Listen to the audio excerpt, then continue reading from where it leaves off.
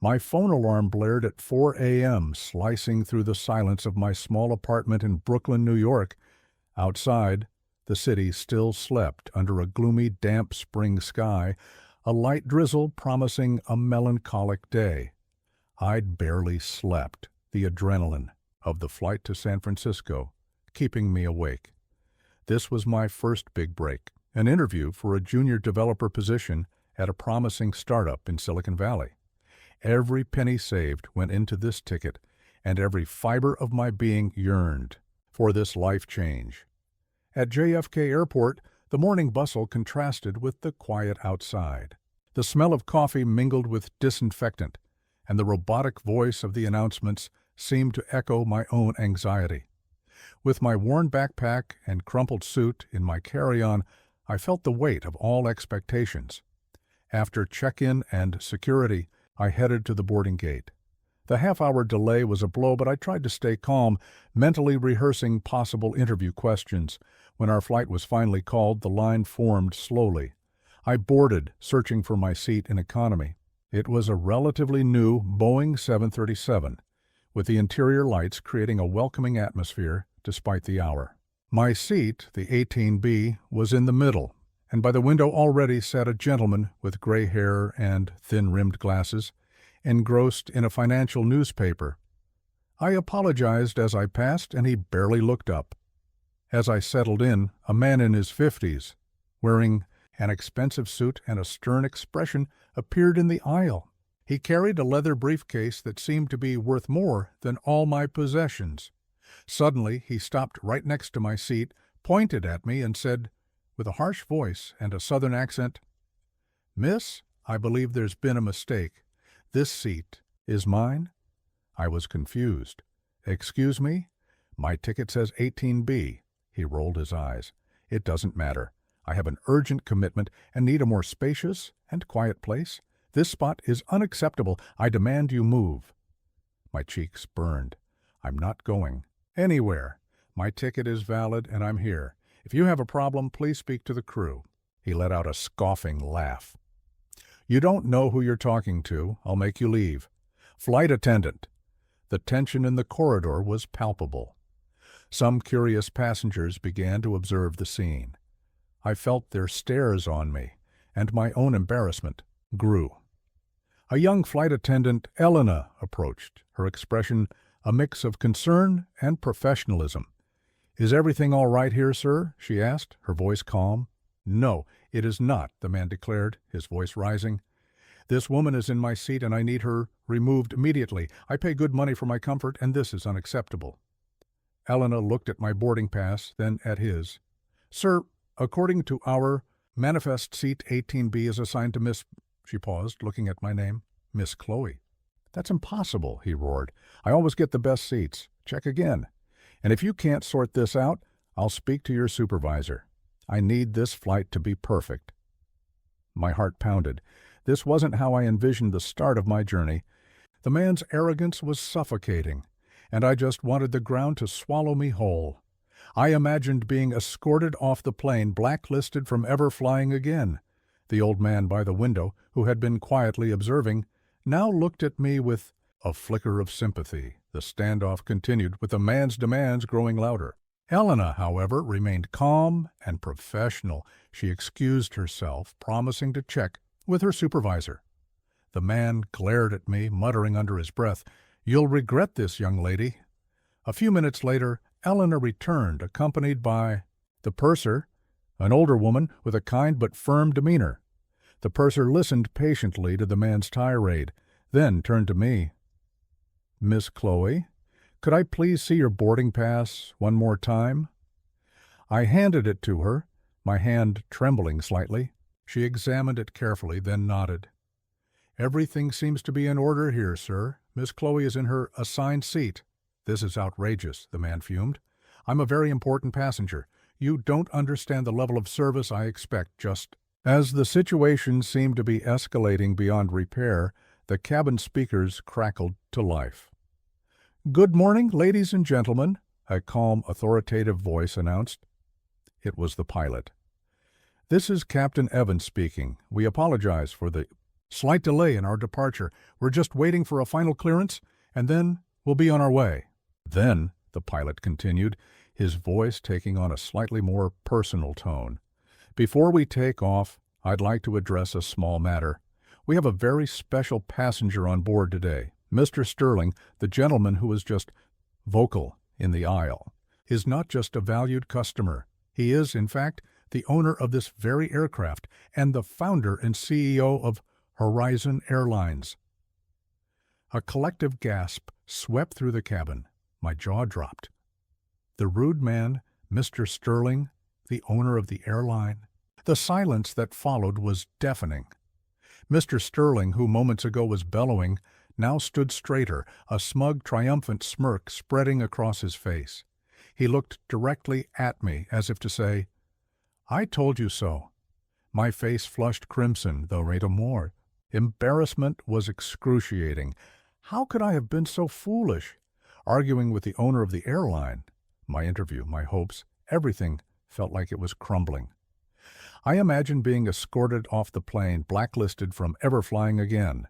The old man by the window, who had been quietly observing, now looked at me with a flicker of sympathy.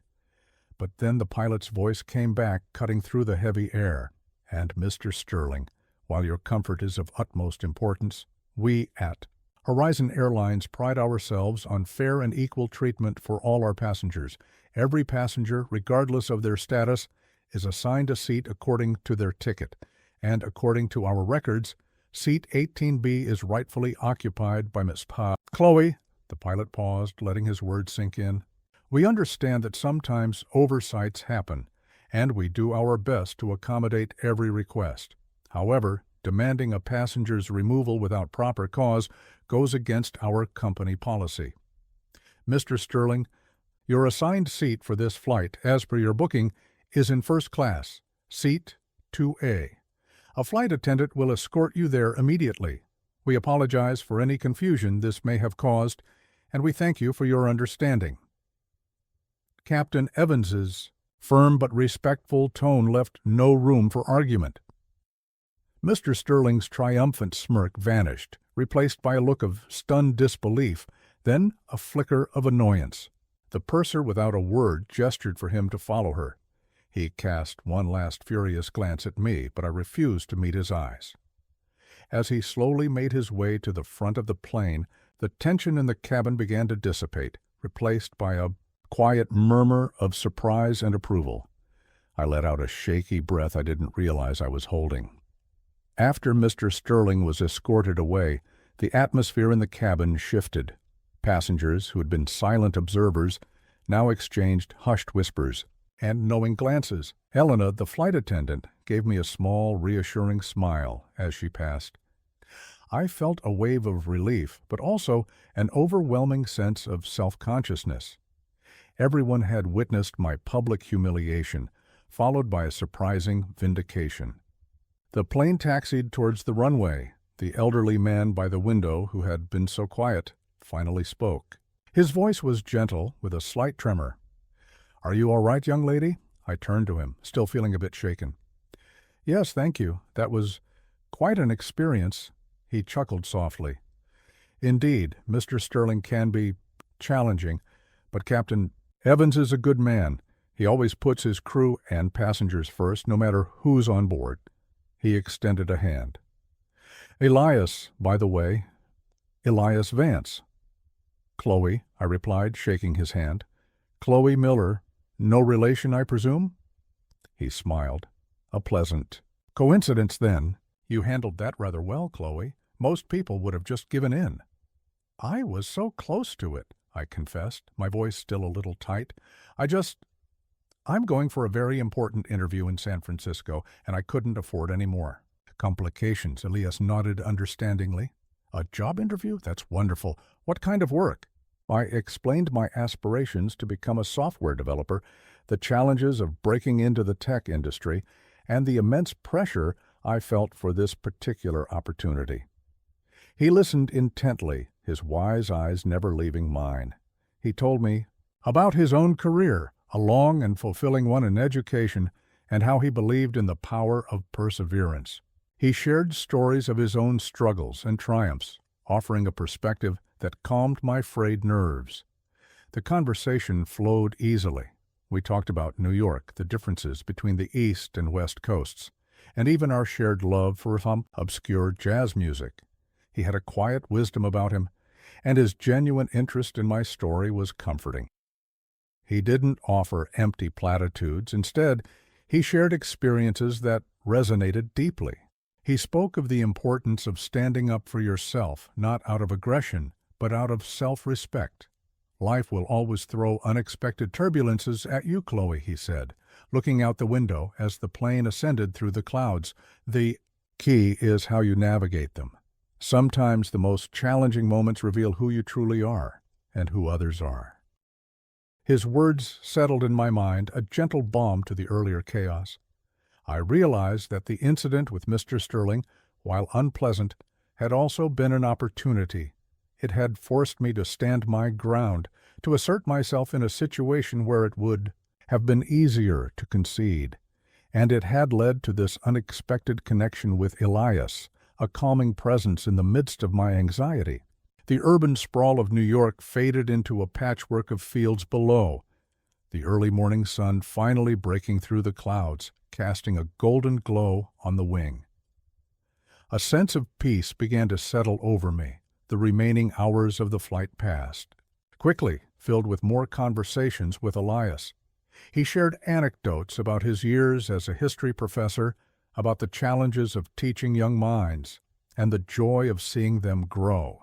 He was a fount of knowledge and kindness, and I felt incredibly fortunate to have him as a seatmate. We exchanged contact information, promising to stay in touch. As the plane began its descent into San Francisco, the iconic Golden Gate Bridge emerged from the morning mist, a vibrant orange against the blue bay. The city below sprawled out, a landscape of innovation and opportunity. I felt a renewed sense of purpose, my earlier anxieties replaced by a quiet confidence. The incident with Mr. Sterling, instead of derailing my journey, had strangely strengthened my resolve. Upon landing, the usual rush to the plane began. I gathered my things, feeling a mix of excitement and anticipation for my interview. As I stood to leave, Elias placed a hand on my arm. "Chloe," he said, a warm smile on his face, "I want to wish you the very best with your interview. You have a good head on your shoulders and a strong spirit. Don't let anyone diminish that." "Thank you, Elias," I replied, genuinely touched. "It was truly a pleasure meeting you. You've been a wonderful distraction from my nerves." He chuckled. "One more thing, Chloe."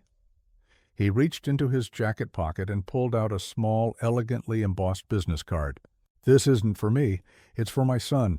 He runs a small tech investment firm here in Silicon Valley. He's always looking for bright, determined individuals to invest in or to connect with other startups in his network. If your interview doesn't go as planned, or even if it does, give him a call. Tell him Elias sent you. He's a good man, and I think he could offer some valuable advice or even help you find the right fit." My eyes widened as I took the card. It was for a company I recognized, a well-known name in the tech investment world. This was an incredible, unexpected gift. "Elias, I don't know what to say." "Just take it, Chloe," he said kindly. "Life has a funny way of bringing people together, and sometimes a little turbulence leads to a smoother path." We said our goodbyes, and I walked off the plane, feeling lighter than I had in days. The encounter with Mr. Sterling had tested my resilience, but the surprising intervention of Captain Evans and the unexpected kindness of Elias had reminded me of the good in people and the unforeseen opportunities that can arise from difficult situations. I walked through the bustling San Francisco airport, the morning sunlight streaming through the vast windows. My interview was still ahead, a significant challenge, but now I had a new sense of perspective. The rude man on the plane had tried to diminish me, but instead he had unwittingly led me to an encounter that had not only fortified my spirit, but potentially opened doors I hadn't even known existed. The journey was far from over, but I knew with a newfound certainty that I was ready to face whatever came next head on.